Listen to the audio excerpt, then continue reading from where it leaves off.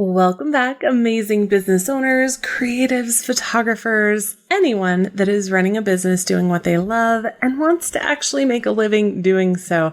I am so excited for today's episode. I have an amazing guest. Her name is Stacy Tuschl, and she is the founder of Foot Traffic. So she specializes in helping small businesses get more traffic so that that amazing content you're creating all the time can actually be seen. We are going to talk about a lot of things. First, we're going to talk about implementation. How do you take what you've learned and actually make it happen? And what is your responsibility in doing that, which is so key. Second, we're going to talk about systems and processes and what that looks like and how you probably already have a system, even if you don't think so, because it's residing in your brain right now. And finally, we're going to chat about leadership because so many business owners think that they are not leaders just because they're not politicians or they're not Bill Gates or they're not running these multi-billion-dollar corporations. But the reality is that as a business owner, people are coming to you for a reason. So we are going to chat about all the things. If you love this episode and you want to hear more, can you head on over to iTunes and leave a review? I know it's small. I know it seems silly, but it means so much to us. It helps me know how I can better serve you, what you want to learn, and it helps me get amazing guests like Stacy. So let's talk all about leadership, systems, processes, implementation, all the things, and welcome the awesome Stacy Tuschl. Hey there, awesome people. I am Brooke Summer, and you are listening to Business Straight Up, the podcast for creative entrepreneurs to learn, connect, grow, and build the business and life that they dream of. Welcome, let's get going and dive right in.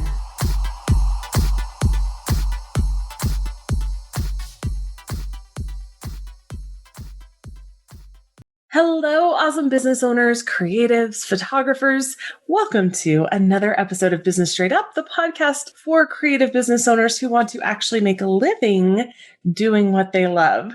I'm so excited to have you here today. Thank you so much for joining me. We have a very special treat today with an amazing guest who is so on the same page as I am when it comes to systems in your life and your business. And I'm so excited to have her here. Stacy Tuschl is a best-selling author, podcast host, and founder of the Foot Traffic Formula, helping small businesses around the world get more customers in the door. Because what good is amazing content if you don't actually have someone looking at it, right? Thank you so much for being here, Stacy. Hi, Brooke. Thanks for having me.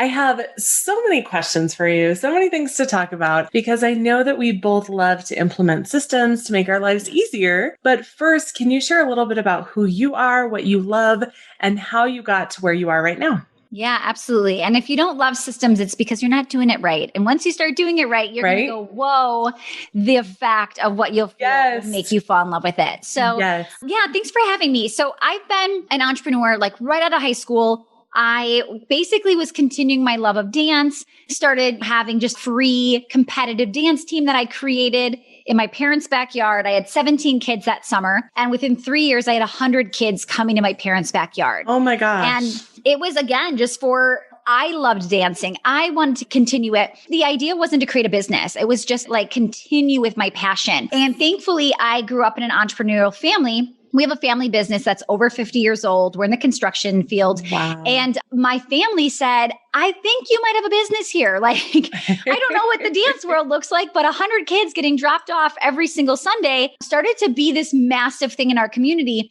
And thankfully, I had my family, my parents and my grandparents kind of transfer that confidence, because I definitely had a lack of confidence of, could I do this? Yes. But they transferred it to me and said, you've got something. Let's try this. So I did. And the Backyard Story started 18 years ago. Today, I run 2 performing arts academies in Milwaukee, Wisconsin. So we teach dance, music. We have a fine arts preschool program. That's a state licensed preschool. We have like 1,000 kids getting dropped off every week, every single week, taking dance or music or preschool. And it's just crazy to grow into. Yes, 2020 has thrown us a little curveball. We're taking it on. We've taken on the challenge. And about 5 years ago, I started coaching other small business owners that were just basically going, how are you doing this? Teach me everything. And I am a teacher at heart. So I fell in love with that very quickly. Isn't it funny how kind of our past experiences can find themselves into our current situation? So I have, in every single job I've ever had, I've been a teacher. Like I've always moved into training. And it's so funny to me now to kind of watch how that works on the other side of my business, right? Absolutely. I think as entrepreneurs, we just naturally are leaders. We step into that more often. Yes. So when I talk to entrepreneurs, they'll be like, oh, I was the captain of this team, or I was the person that always ranked this high, or like we've always just been driven. It's in our nature. Yes. Oh my gosh. So we're definitely going to talk about leadership. But first, I want to talk kind of about implementation, because I know that so many business owners will go through the Facebook groups and learn amazing things. They'll go through courses and other resources and all of these educational things to learn new skills that they need to further their businesses. But then they don't actually do anything with what they've learned. And I know that we have a shared mentor in James Wedmore who says constantly, action creates clarity. I even have a bracelet with it on it. Can you share more about what that means for you and what that looks like when it comes to actually doing the things that you've learned? Yeah. And I think too, we have a responsibility to implement. And if we don't implement, don't say, oh, I didn't get a return on my investment in that course or in that mentor, in that coach. It's like, whoa, slow down. We all, when we're in that Facebook, watching that Facebook Live and somebody presents us with an idea, if you don't implement, that's on you. That's not on them. Absolutely. Yeah. So that bugs me because people be like, oh, I went to that conference, but I didn't get a return. Like, is that your way of basically putting the blame on them versus saying, I didn't do anything after I got home from that conference, therefore I didn't get a return. So I think the book came because people just kept saying, how are you getting this all done? I am a mom of two. Right now they're 5 and 7.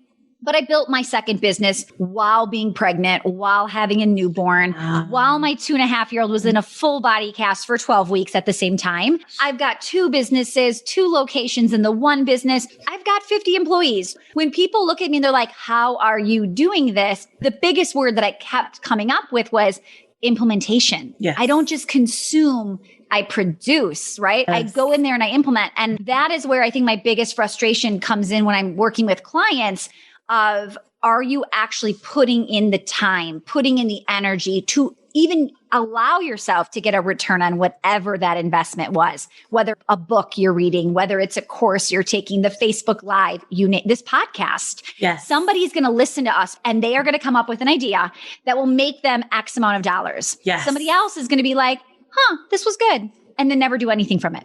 Absolutely. And that's the difference between success and not, right? Absolutely. Oh my gosh. So if you see me looking down, I'm a little self-conscious in video. It's because I'm taking notes. I promise I'm not ignoring you. I got my color pens and everything. I could not agree more. I've talked about this a few times lately in Facebook groups, and people will just rip apart educators and their courses. And I don't know that these courses are amazing, but I notice a theme over and over again of, no, it was just too hard. And I'm like, well, did you expect it to be done for you? Like, you're learning a skill. You're not hiring an agency. Those are 2 very different things. Absolutely. Yeah. I think the biggest thing is there is a massive lack of taking ownership, taking that responsibility. Yes. And the faster you can move into, this is my job, my goal, my responsibility, you will move so much faster than most people. Oh my gosh, so much. And for someone who feels overwhelmed by all the things, like we have all the Facebook stuff and the podcast, and we want to learn all of these skills and then implement them, and then they get overwhelmed. And I know this is me too. I get overwhelmed paralysis. I'm like, this is amazing. I take amazing notes, awesome notes, and I don't know what to do next. How can they gain confidence to feel more on top of things so that they can get out of that paralysis? Yeah. So we get paralyzed because we think we have to do all of the things. And that, of course, is overwhelming because you can't do all of the things. I think the biggest thing that I want you to understand is self-awareness is so key in your business success. The more you can be aware of what is working and what is not, and letting go of what is not, and then going like deep into what is working, the more success you will have. So if you keep scrolling Instagram every day for 30 minutes or an hour, or you're in Facebook groups, start to ask yourself, am I getting anything out of this? And let's just say this, as we talk about taking ownership, am I putting in what I need to put in to get out of it what I could get out of it, right? Yes. So you might not be getting a return on Facebook groups, but let's be honest, you might be doing it pretty mediocre, right? So the question is that a place where you should go all in and really reap the rewards? Or is it something that you're just not good at and you need to let go of it, right? So I think the more we can really assess what is working. I was talking to a client who had 3 clients that week. She got 3 clients. And she was like, okay, I'm doing this on Instagram. I'm going to do this over here. And I said, wait, where did those 3 clients come from? And she said, one was from Instagram DM, or no, it was like one was like a paid workshop. So she must have got them from like Facebook ads. And then the other one was 2 of them came from a Facebook group, a strategy she was doing in a Facebook group. Yeah. So I said, okay, great. The paid workshop works. And so does the Facebook group.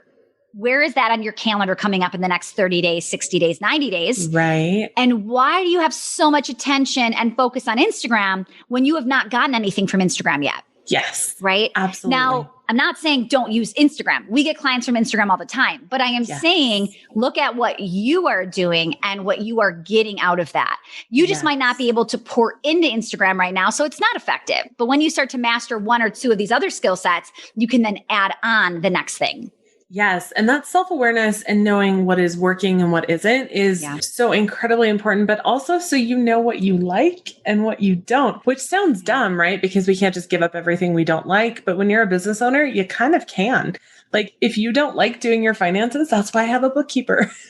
You can outsource these things once you learn how and you know the foundation so that you know how to hire someone appropriately. Right. There's about 4 things that I have on my plate, and I could outsource all. I was just going to say like, well, I do a lot of team meetings and I'm the leader there. Yeah, but I could hire a CEO and be the investor. So let's just be honest. There's not many things you couldn't outsource, right? Yes. So yeah, really leaning in. And like I said, I've got 4 to 5 things that I do on my schedule, and it's just a repeat of those all week long. Yes. Find out what you're great at and just zone in on that. Absolutely. I could not agree more. What if you didn't have to worry about writing emails to your list for the next 6 months and maybe even a year? Yes, it's true. It's finally here. My students have been asking me for this for years, and I have heard you, and these templates are finally available. Engaging Emails Done is a quick workshop and template bundle to help you harness the power of email marketing to grow your business. You can set it and forget it and actually book more clients. If you're like, Brooke, I am so in. Where do I grab these? Head on over to businessstraightedup.com/emailsdone to grab this special limited bundle. If you want to hear a little more, I feel you. I like details too. These templates are designed to be done for you to set up several months of emails in just an hour. Plus, I've recorded several how-to videos to walk you through the technical steps for several different email service providers if you're not sure how to customize and schedule them.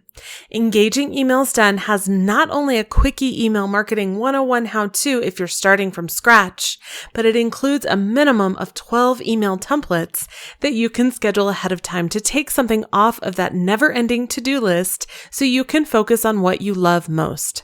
Side note, I did say a minimum of 12 because I keep thinking of things to add, so you might even get more than 12.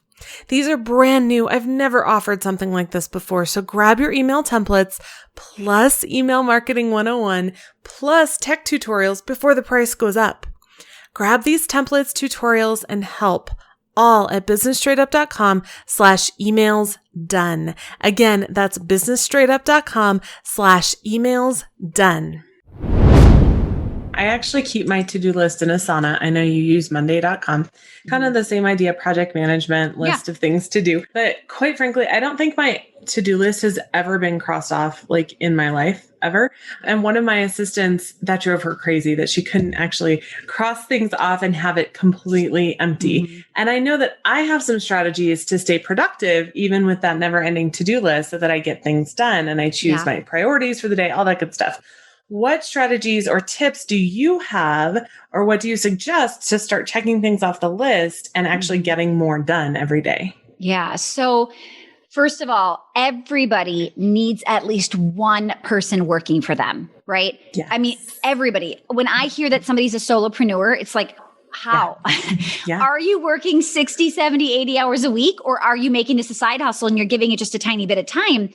because there is just no way that you can be everything for your business with bringing the kind of energy your business is going to need. So you need to hire somebody. And as you hire somebody, you need to again assess where is our time best spent. Tell him or her where to spend that time to get the return. And the more money you bring in, the more you just keep hiring. So I am always having a wish list of my next 1 to 3 hires. Like my team always knows like who's coming on board next, because we also want to make sure that if everybody knows that my team is going to be bringing on a marketing assistant and accountability coach, if one of my employees is like, oh my goodness, my friend would be perfect for this, I need to tell her or tell Stacy that I've got somebody who'd be perfect for that position. So the more your team is aware of your wish list, or the more you are telling people who's on that wish list, you're going to get people to approach you. Actually, that's how we have who is now our sales manager. I was talking in a podcast of what's to come for foot traffic and where we're heading. And I said, definitely need to hire another salesperson. And this person DM'd me on Instagram and said, hey, I just heard you say this, and I want to be like first in line when you're ready to hire that person. Fast forward a year later, she is now our sales manager. And probably amazing and a great fit. Amazing. Yes. Absolutely. Yeah. So my point is build your dream team. So when you say, I don't get a lot done on my to-do list, I will tell you that my to-do list is so teeny tiny every week. Yes. My team is aware of what it is. There's like 4 things. This is a short week. We're recording this as of Thanksgiving week. So it's a little different this week, but there's like 4 things on my list that my entire team knows that I'm supposed to do. Yes. That accountability is massive. If you're keeping your to-do list a secret from your team, you need a boss so bad, right? So tell them what you are planning on doing and have them hold you accountable. But at the same time, my goal is to look at my to-do list and get rid of every single task. So like my to-dos this week is literally record this specific podcast. Like I have to talk to the lawyer about something, literally things that I am the only person that can do it. Everything else off my plate. Yes. I had my podcast editor ghosted me like back in April and just disappeared. And so I learned editing because you know what? We were in the middle of COVID and I figured it out. And now in the past week, I have a new editor and I'm so excited. And I think so many people don't understand that when you hire someone, it doesn't have to be a full-time gig. Like you can hire a full-time employee, but this person does podcasts for me 4 hours a week. Okay, 4 hours a week. You don't have to hire someone full time. So it sounds scary, but really it'll be the best thing and most freedom producing thing that you will ever do in your business. Yeah. And if you are just working by yourselves, there are tasks in your business that are $10 an hour tasks, $15 an hour tasks. Yes. And unfortunately, you're literally paying yourself that kind of money to do those tasks. Absolutely. So you've got to get at least the lower level tasks. Like I've hired my 16-year-old niece. Like she works in my business and we give her things that it's like, she can't really mess them up. And somebody's managing her, not me, but somebody else. So it's like utilize anybody to help you get some of those lower level tasks done. Absolutely. I think that it's something that so many people are hesitant to do because they have this idea of an employee and benefits. And it's not always like that. You can just bring someone on like on such a small scale. It makes such a difference. So that's kind of the perfect segue into my next question, because to hire someone, you have to have something else in place. Systems and processes have been life-changing in my business, and I don't use those words lightly at all. So many of my students have shared the thought of implementing any systems in their businesses, their processes is very overwhelming. Can you share some tips to help someone set up their first repeatable process to get some freedom back? So first, understand that everything you do and have repeatedly done, there is a system, right? Yes. So even something as weird as like booking your airfare to go on a personal vacation, you have a system, it's in your head. Yeah. Like if we dug deep right now and I would ask you questions, you might be like, well, I first look for nonstop. And then if I can't get nonstop, then I'm looking for this. And if it is nonstop, but it's over this price point, do not do it, right? Like you have a system. Your brain knows what you like and what you don't like, right? So what I want you to understand is people will say like, oh, I could never teach somebody what I do. I literally want to take you and shake you and go, no. Right? I had somebody who was a house flipper and she was so like set on the fact that no one could flip a house like her.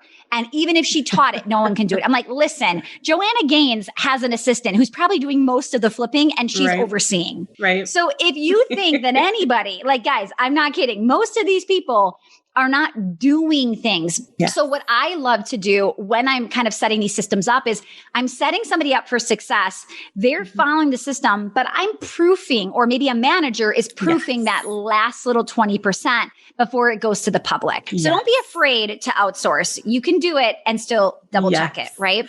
So so please know that there are systems, they're just in your head. So even how you plan your week, you might have a thorough like Sunday night meeting with yourself, or Monday morning, you sit down with your cup of coffee, or you're like, nope, I just open up my calendar. That's a system. It might not be a good system, but you do have a system, right? So now the question is, how do we start to do it in a repeatable way so you can start to like drill this and it becomes a habit? How can you start to handle these in the same way if somebody else is answering your email, right? So I think a lot of clients that come to me and they're like, how do I get out of the decision making? I just don't know how to delegate this. And I always tell them first, if you don't have a system for something and somebody emails angry, then of course they come to you. But set it up one time with them. And then if this ever happens again, this is the system you should follow. Right? Absolutely. So if there's an angry client, we're going to have a structure of a template like XYZ, follow that system. And then if something happens that's out of that system, never happened before, then come back to me and we'll set up a new system. Yes, definitely. I have started recording things that I want someone else to do. So I just use Snagit. It's a super simple program. I just record 5-minute videos and then I send it to my assistant. And as long as she has a video, what's nice about that is I don't have to repeat myself 20 times. So if she needs to reference it in the future and is like, wait, what setting was that? She can just go to the video. She doesn't have to come to me again. And these videos are not fancy. They don't have fancy intros. They don't have credits. They don't have any of that. They're just super simple videos that take 5 minutes. Yeah, screen sharing. I love that you brought that up. I think video I've been doing business for 18 years. So our systems used to be typed out little things. And sometimes Manuals. we would miss like half of the step. We're like, oh yeah, we forgot to mention this. But when you share your screen and you actually do the thing, you won't miss steps. So I love that you brought up video systems. Yes. Oh, it makes life so much easier. I'm going to move away from productivity and chat a little bit about leadership. We talked a little bit at the beginning, but I have heard from so many small business owners that I'm not a leader. I'm not a leader because they're not on the grand scale of like politicians or corporation owners like Bill Gates, these huge billion-dollar businesses. And I believe so much that every single business owner is a leader in some way because stepping outside of the norm in our culture of getting a job is at its core rebellious. And right now we are in the middle of some crazy things happening in our world that we have never seen in our lifetimes. And my parents have never seen in their lifetime either. When this is published, it'll be 2021. We'll still be moving forward. Right now, we're still kind of in the thick of it. What tips do you have for business owners to embrace that leadership role so that they can lead in their businesses and their communities? Yeah. Brooke, great question. I think you have to understand your organizational chart or strategy in your organization. If it's just you're right here. It's just like you by yourself. When you start to bring people on, right? All of a sudden it can start to be like, there's a bunch of people and they're all coming to you. Pretty soon you're going to have to say, okay, what is the organizational structure here and who should be going to who? And does this person go to your assistant before they come to you, Brooke? And like, what does that look like? Right? So when you start to see this organizational chart and you are at the top and there are people that come to you and you are supporting them, you will start to visually see you are leading this organization, right? You are leading the organization, you are leading a team of people, and you are leading your clients. You know, more so when COVID hit, I never realized how much I was leading my customers.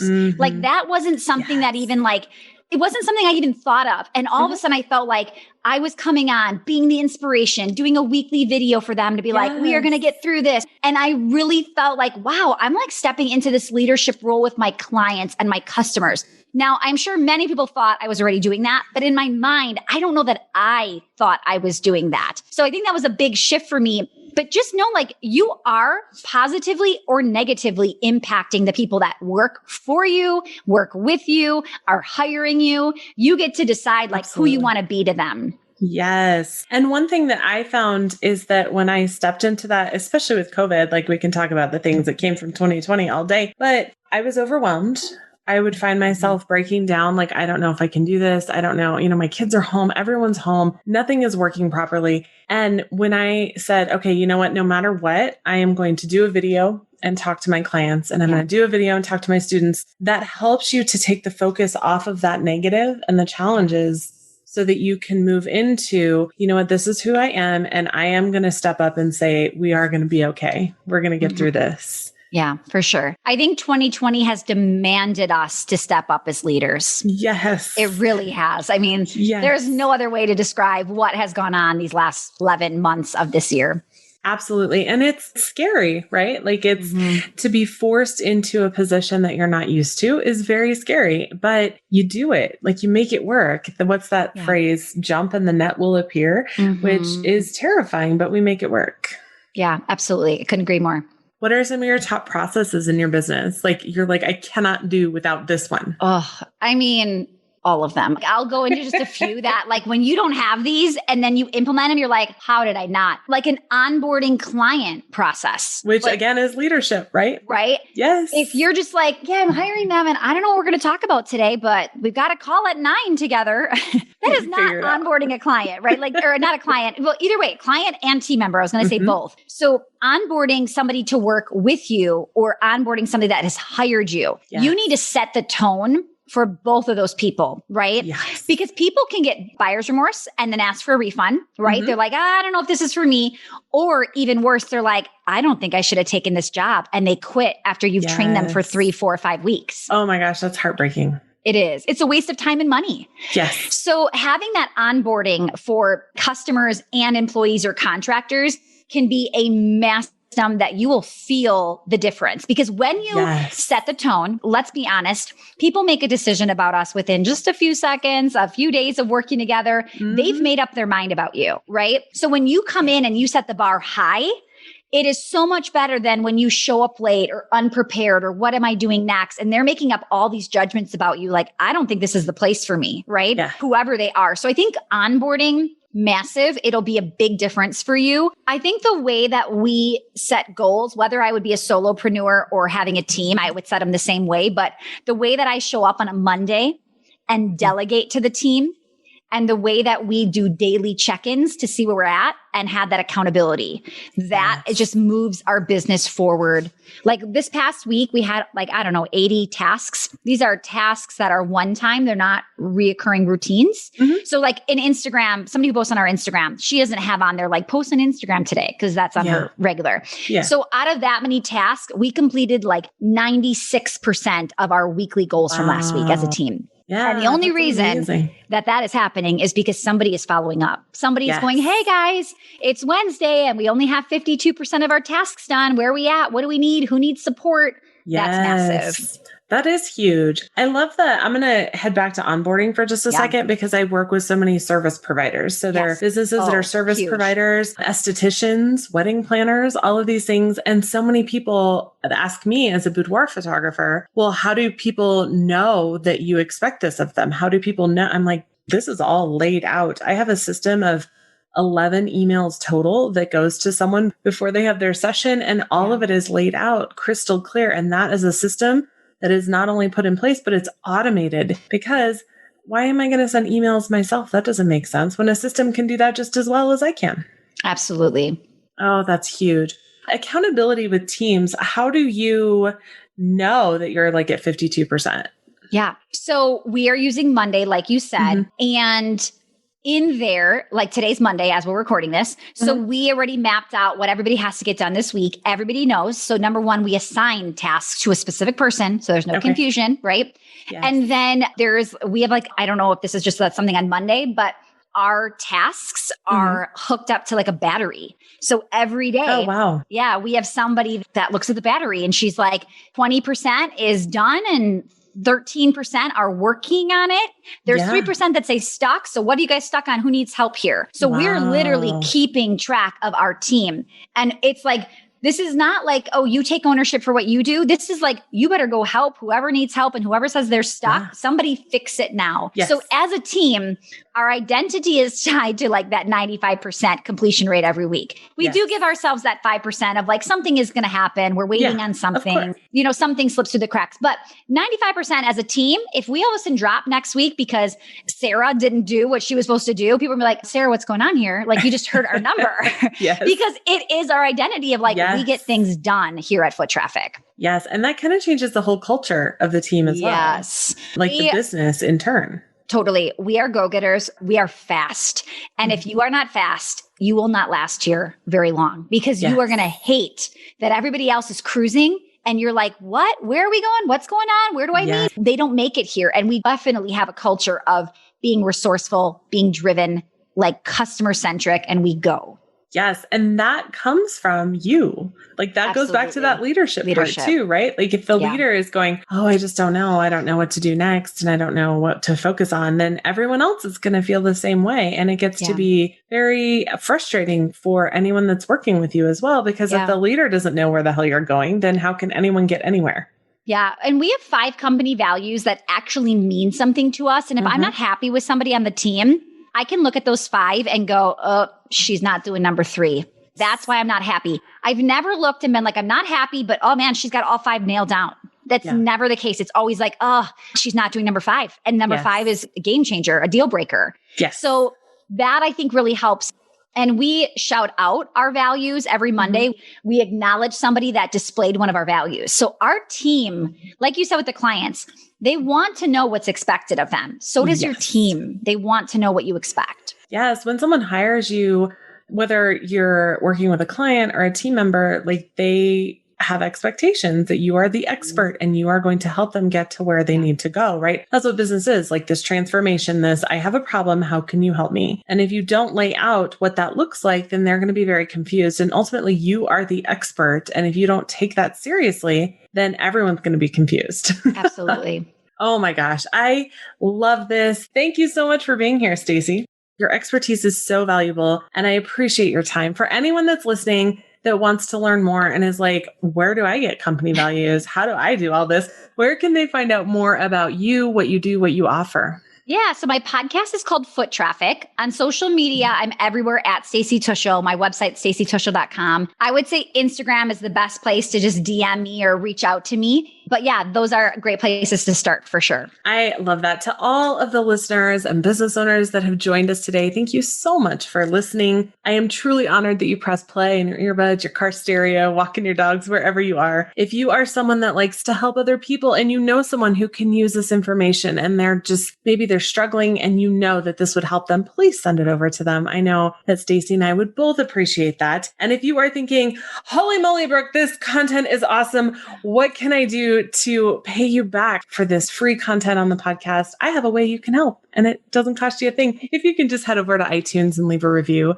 I know you hear it from podcasters all the time. I know it seems small, but it means the world to us. It helps me know how I can better serve you. And it helps me get amazing guests like Stacy, who are just business powerhouses. So these reviews help me so much. If you type out your review, take a screenshot and email it to hello@businessstraightup.com. I have a free gift for you because I appreciate you that much. Thank you again, Stacy. Yeah, Brooke, thanks for having me. I appreciate it. For everyone listening today, I want to know, what are steps you are going to take to start implementing some of the amazing skills that you learn and actually take action instead of just sitting there and going, what the heck do I do next? Let me know in the community at businessstraightup.com/community. Keep moving forward, learning and taking action on all of your biggest goals. And even through the challenges and chaos that 2020 has brought us, I know 2021 is going to be better, but you know what? We're going to keep moving forward. I can't wait to see what you do with your business and how you change the world. Have an amazing day.